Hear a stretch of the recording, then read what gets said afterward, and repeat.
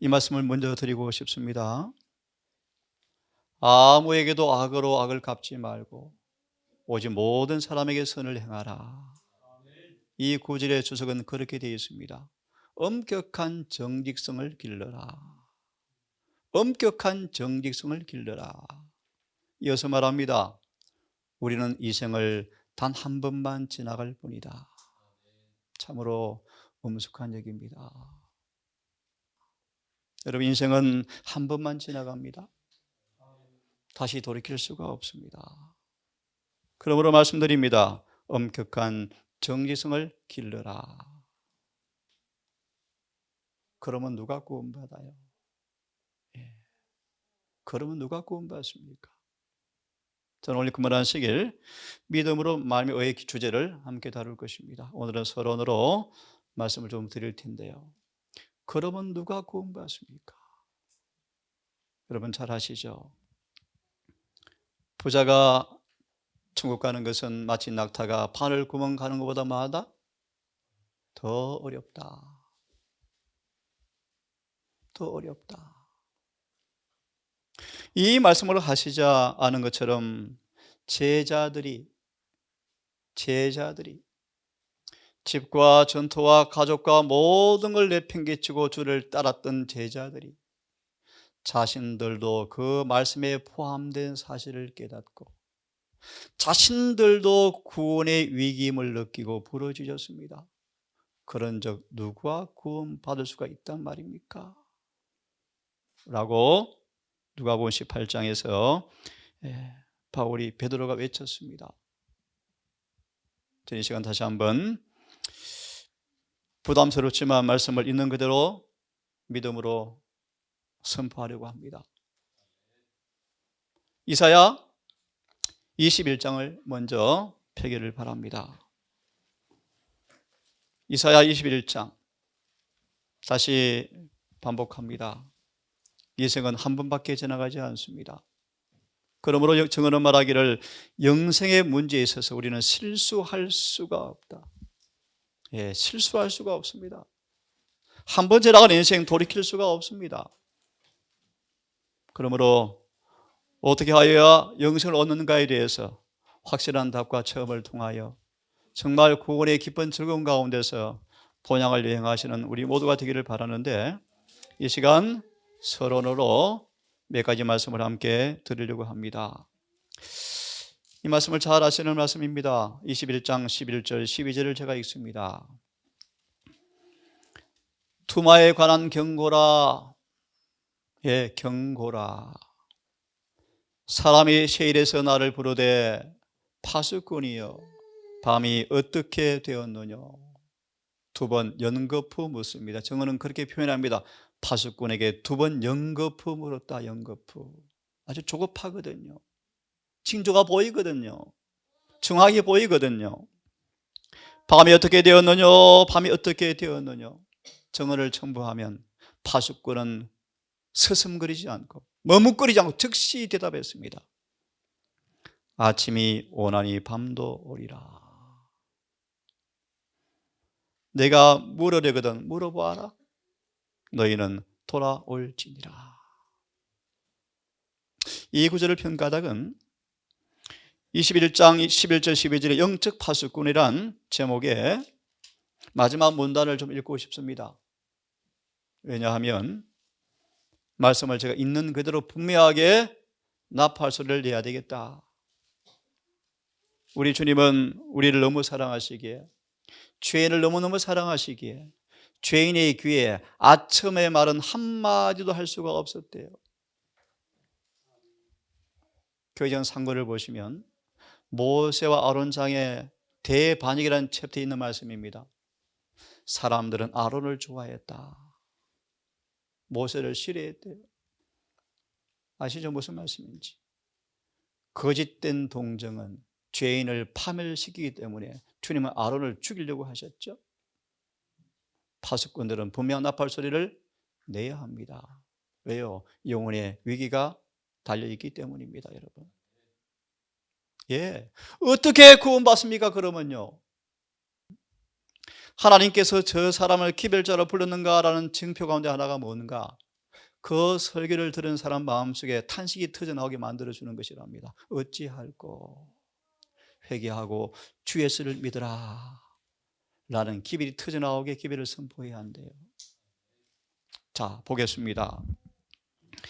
하나님께 가까이 거하여 성령의 감동하심에 민감하게 됨으로써 하나님께서 그들을 통해서 죄인들에게 위험을 경고하시며 안전한 장소를 지시할 수 있도록 하는 것은 시온 성벽에 있는 파수꾼들의 특권이다. 그들을, 남녀들을 임박한 멸망에서 구출하기 위하여 하나님의 택함을 입어서 희생의 피로 인침을 받은 사람들, 그들이 파수꾼들이다.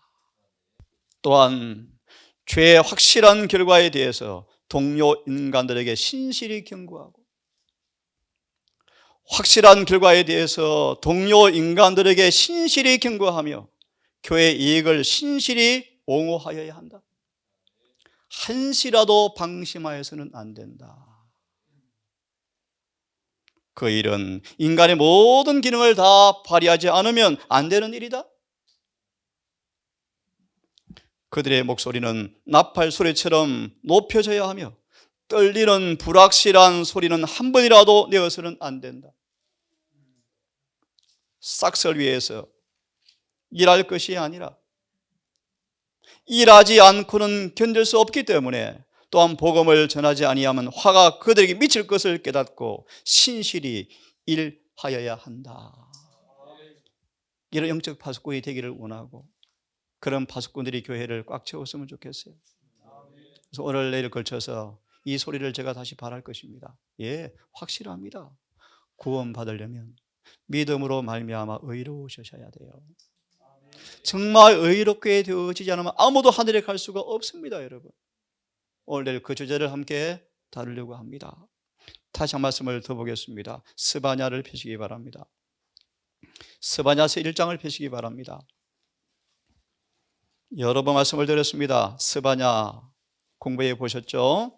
하나님께 숨김을 받을 사람들, 환난 때 하나님께서 그들을 은밀한 처소에서 숨김을 받는 사람들, 누군가 아시죠?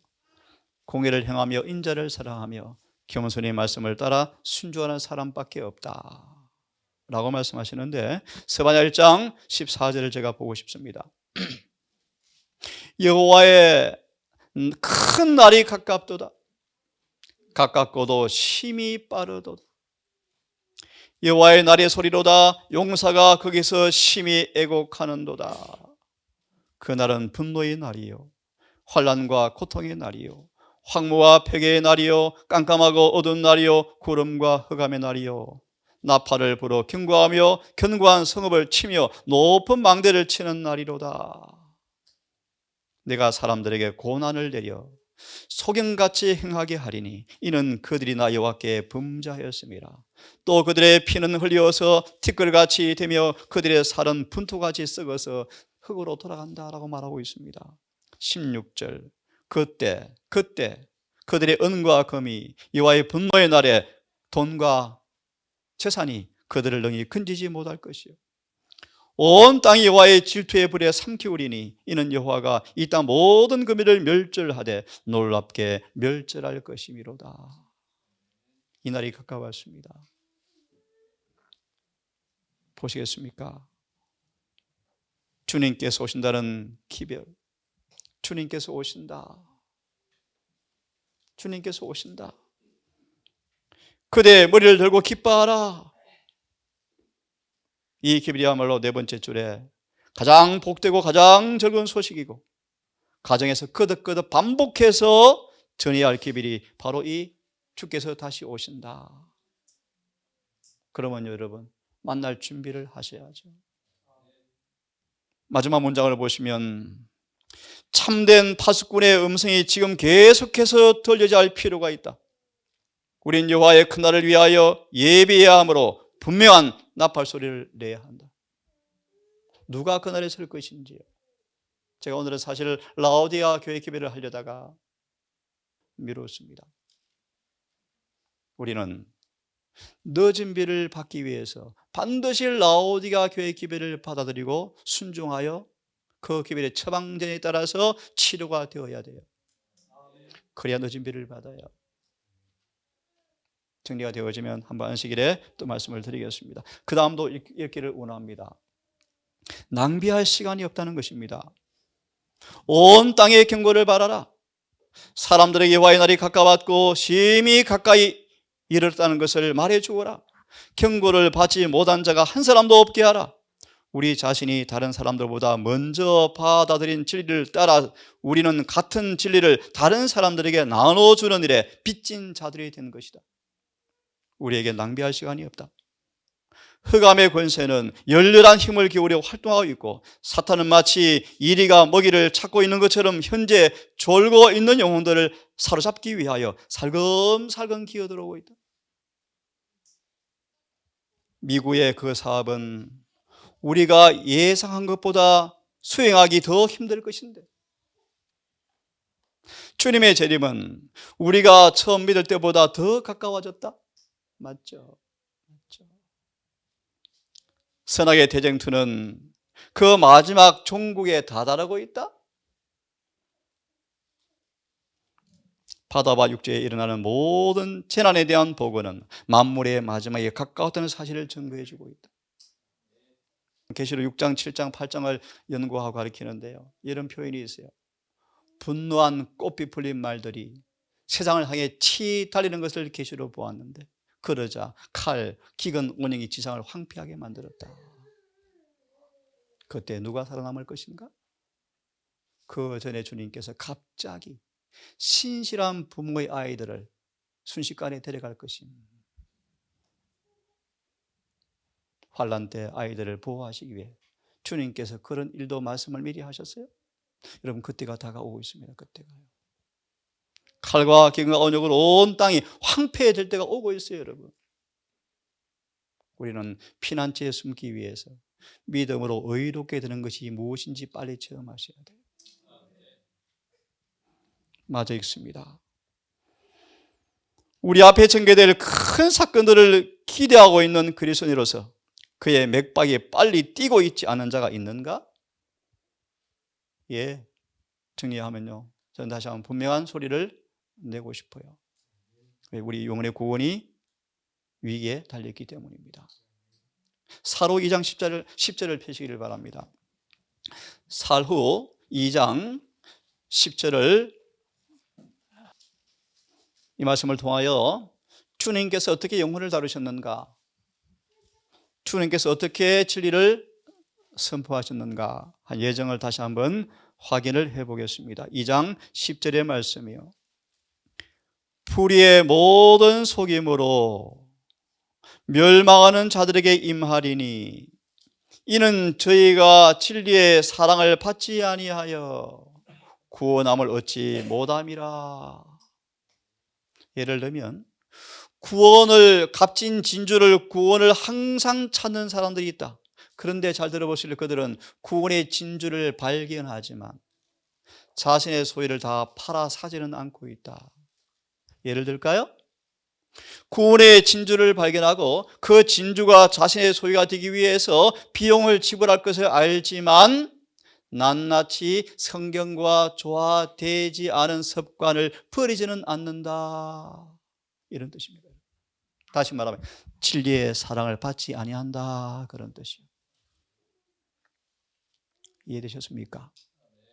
그런 사람들을 사단은 뭐 한다? 불의의 속임수로 다 속여버리겠다. 왜요? 그들은 멸망자들이기 때문에 주님께서 내버려 두라, 그런 뜻입니다. 이 말씀을 실물 교훈으로 이해를 조금 도모해 보겠습니다. 마가복음 10장을 펴십시오. 마가복음 10장을 펴십시오. 17절과 30절까지의 말씀인데요, 잘 아시는 말씀이죠. 다시 한번 제가 두 성경을 읽겠습니다. 21절. 예수께서 그 부자 청년 법관을 바라보시고 사랑하사 진리를 말씀하셨대요. 너무너무 사랑하셔서 진리를 말씀하셨대요. 무엇입니까? 내게 오히려 한 가지가 부족하다. 소망은 그렇게 말합니다. 가혹한 말씀처럼 들렸다. 하지만 이 외에 다른 길이 없기 때문이었다는 것입니다, 여러분. 주님은 분명히 말씀하셨어요. 그럼에도 불구하고 내게 오히려 한 가지가 부족하다. 22절. 그 사람은 재물이 많은 거로 이 말씀을 인하여 슬픈 기색을 띠고 근심하며 갔더라라고 성경 기록합니다. 이 구절을 좀 보시면 좋겠습니다. 펴십시오. 주석에 보시면 세 번째 문단을 보려고 합니다. 그리스도께서는 율법의 요구를 감소시키지 않으셨다. 잘 아시겠죠, 여러분? 어릴 때부터 말씀을 다 따라 지켰습니다. 내가 그럼에도 뭐가 부족합니까? 이런 식으로 여러 번 말씀드렸죠. 겉으로 죄가 없는 훌륭한 청년이었죠. 이렇게 열심히 있는 청년이 없었죠. 행동이 방정했죠. 교회 생활 열심히 했죠. 예수님은 이만큼이면 되었다라고 말하지 않고 율법의 요구를 감소시키지 않으셨다? 잘 들으십시오. 그분은 율법을 지키는 것이 영생을 얻는 조건임을 오해할 수 없도록 분명하게 말씀하셨다? 맞나요? 이 조건은 아담이 타락하기 전에 그에게 요구했던 것과 똑같은 조건이다. 주님께서는 에덴 동산에서 사람들에게 요구하셨던 것보다 더 못지 않은 것을 오늘날 사람들에게도 요구하신다. 곧 완전한 순종과 흠 없는 의를 요구하신다. 히브리 3장 끝절을 잘 보세요. 갈렙과 여호사람 두 사람만 들어갔더라. 성경은 분명히 말씀해요. 분명히. 우리에게 눈을 감기려고 아첨하지 않아요. 두 사람만 갔더라. 두 사람만 생존했더라. 속임이 없어요. 성경은 분명합니다. 그래서 이렇게 말합니다. 그 다음 문단을 보시면 그 다음 문단에 보시면 요약하려고 합니다. 예수님은 이 청년에게 그 마음속에 이기심이 숨어 있다는 사실을 드러낼 수 있도록 시험을 주셨다. 예수께서는 그의 품성에 썩은 고름나는 환부를, 상처를 보셨다. 그 청년은 주님께서 기가 막힌 얘기면 들어보세요. 더 이상 밝히 알려주시는 것을 원치 않았다. 그는 마음속에 한 가지 우상을 간직하고 있었는데 곧 세상이 숭배하는 신이었다. 재물이 신이었죠. 이게 주님의 방법이에요. 방법. 주님은 이렇게 영혼을 구원하셔요. 아첨하지 않아요. 속이지 않아요. 기만하지 않아요. 진리를 변개하지 않아요. 진리를 사랑으로 항상 말씀하셔요.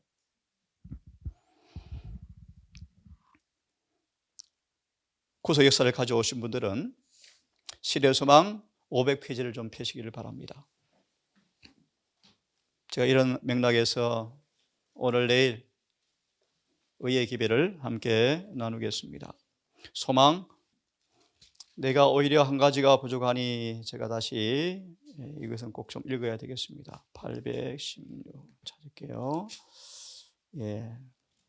520페이지. 그리스도께서는 그 관원이라는 말씀을 제가 읽습니다. 찾았습니까? 우리 그 앞에 보면 더 좋습니다. 예수께서는 청년이 성령의 초청에 응하기를 바라시면서 얼마나 열렬히 간언하셨고 얼마나 갈급한 심령으로 청년을 바라보셨는가. 예수께서는 그 간언이 그리스도의 품성을 완성시킬 수 있는 곳에 자신을 처하게 할 수 있는 유일한 조건을 말씀하셨다. 어떤 조건요? 유일한 조건. 어떤 거요? 품성 완성. 그분의 말씀은 엄격하고 가혹한 것처럼 보였지만 그것은 지혜의 말씀이었다. 이 말씀을 받아들이고 순종하는 것만이 관원에게 유일한 구원의 희망이었다. 주님은 이렇게 성경을 가르치셨습니다. 높은 지위와 재산은 그의 성품을 악으로 인도하는 교묘한 감화를 끼치고 있었다. 그것을 계속 간직한다면 그것들은 하나님 대신 그의 사랑을 차지할 것이었다. 하나님께로부터 다소라도 물러가는 것은 도덕적 능력의 효능들을 감소시킬 것을 계속 보유하고 있는 것이다. 그 이유는 이 세상 사물을 귀중히 여기면 그것들이 아무리 불확실하고 무가치할지라도 마음을 모두 빼앗고 말 것이기 때문이다. 그 다음 보실래요? 이 관원은 똑똑했어요. 재빨리 주의 말씀의 뜻을 다 이해하고 슬퍼했다. 영생을 원하였지만 이런 상태의 처지를 슬퍼하면서 영생을 원했지만 기꺼이 희생하려 하지 않았다. 영생의 값이 너무나 큰 것처럼 생각하고 재물이 많음으로 그는 슬퍼하면서 떠나가 버렸다. 예수님은 이렇게 영혼들을 다루셨어요. 오늘 말씀을 이제 마무리하면서 두 문제만 제기하고 내일 이어서 드리겠습니다. 자, 로마서 3장을 이제 펴시기 바랍니다. 로마서 3장, 우리 잘 아시는 우리 성경 본문의 말씀인데 함께 우리 봉독을 다시 해봅시다. 로마서 3장 31절, 너무 잘 아시는 말씀 함께 우리 읽어보십시다. 펴셨죠? 자, 시작. 그런즉 우리가 믿음으로 말미암아 율법을 행하느뇨 그럴 수 없느니라. 도리어 율법을 굳게 세우느니라. 이 구절을 잘 설명한 구절이 창세기 12장 2절과 3절이에요. 공부해 보십시오. 아브라함은 예수를 믿음으로 의리를 통해서 계명을 지켰음. 그래서 그를 의롭다고 인정해 주었습니까? 아멘이요. 다시요. 아브라함 믿음으로 의롭다 하심을 얻었습니다. 그 말인즉 아브라함 믿음으로 계명을 지켰어요. 여러분, 지켜버렸어요. 믿음으로 계명을 피하느냐? 그럴 수 없느니라. 도리어 계명을 마하느니라. 굳게 지키느니라. 아브라함은 계명을 지켰기에 복을 받았어요. 그 연구해 보시면 여러분 언급했죠. 사탄은 모든 영혼에 대해서 공정한 기회를 요구한다. 주님은 허락하신대요. 과연 이 사람이 충성할 것인지 계명을 지킬 것인지 시험하신대요. 이 말씀에 이런 말씀이 있습니다. 너무 잘 아시죠? 하나님의 표준은 변하지 않았다. 하나님의 표준은 변하지 않았다 라는 말씀이요. 이 말씀의 중간의 말씀을 제가 읽습니다. 밑에 부분요. 개인적으로 찾아서 확인하기를 바랍니다. 하늘에 가는 유일한 자격으로 완전한 순종을 요구하신다. 질문 드릴까요? 왜 갈렙과 여호수아만 들어갔습니까? 그들은 온전히 순종하였기 때문이라. 비결이 무엇입니까? 히브리 4장 3장 끝절 믿음이 있었죠. 그러므로 그 다음 예내시는 말씀 보시면요. 그 다음 예내시는 말씀을 보시면요. 두 번째 문단 바로 앞에 복음은 사람이 계명을 지킬 수 있게 하는 것이 복음이라고 말씀하시면서 그 다음 문장 보세요. 그냥 요약합니다. 그를 안오라 하고 그의 계명을 지키지 않은 사람은 뭐요? 거짓말장이다. 분명히 말씀하죠. 마무리하면요. 그분의 표준은 변한 적이 한 번도 없어요. 완전한 순종만이 영생의 조건입니다. 완전한 의만이 영생의 조건입니다. 한 구절 더 보고 오늘은 마치겠습니다. 3장 24절 26절을 다시 읽습니다. 3장 24절과 6절 우리 너무너무 잘 아시는 말씀이요. 제가 읽습니다. 그래서 예수 안에 있는 구속으로 말미암아 하나님의 은혜로 값없이 의롭다 하심을 얻은 자 되었느니라 생각하고 26절 우리의 죄를 용서하실 때 자신도 의로우시며 예수를 믿는 사람도 의로우시고 자신도 의로우신 그런 방식으로 그분이 우리를 구원하신다라는 성경 구절이에요. 이 구절에 관한 주석만 읽어보고 오늘은 마무리하겠습니다. 24, 26절 자비와 공의가 섞임이란 말씀이 있죠. 네, 세 번째 문단을 제가 읽습니다. 자비와 공의가 섞임, 세 번째 문단을 읽습니다. 이 말씀을 믿음으로 있는 그대로 받아들이시고 이 말씀에 우리를 굴복하기를 바랍니다. 만약 우리의 품성에 흠이 있으면 사랑이 순종하는 사람에게 열어놓으신 그 하늘문을 통과할 수가 없다. 왜냐하면 공의가, 사랑의 쌍둥이 자매 공의가 문 입구에 있어서 하나님을 버리는 사람들 모두에게서 순결함과 거룩함을 요구하기 때문이다. 예, 표준은 변함이 없습니다. 그래서 읽어보시면 사람을 환경적 변화를 통해서 인간의 품성은 절대 안 바꾸어진다. 이 땅에서 품성은 이루어져야 합니까? 성경은 그렇게 분명히 말씀하십니다. 그 다음 말씀 읽고 끝냅니다. 하나님은 사람을 구원하시기 위해서 엄청난 희생을 해놓으셨습니다. 왜요? 왜요? 율법을 좀 바꾸면 좋을 텐데요. 표준을 바꾸면 좋을 텐데요. 그렇게 할 수가 없죠. 그죠? 그래서 이렇게 말합니다. 죄인에게까지 미친 사랑은 계속해서 죄인을 예수께로 이끌고 만약 그가 자복하고 회개하고 복음을 통해 소망을 붙잡으면 그분의 사하고 통회하는 마음은 우리를 그분이 영접하셔서 우리를 용서하실 것인데 그렇다고 해서 하나님의 율법의 힘이 약화된 것이 아니며 죄의 권세가 깨어지고 자비의 호를 회개한 죄인에게 내어 미신 것이지 율법의 요구는 여전히 변함이 없죠.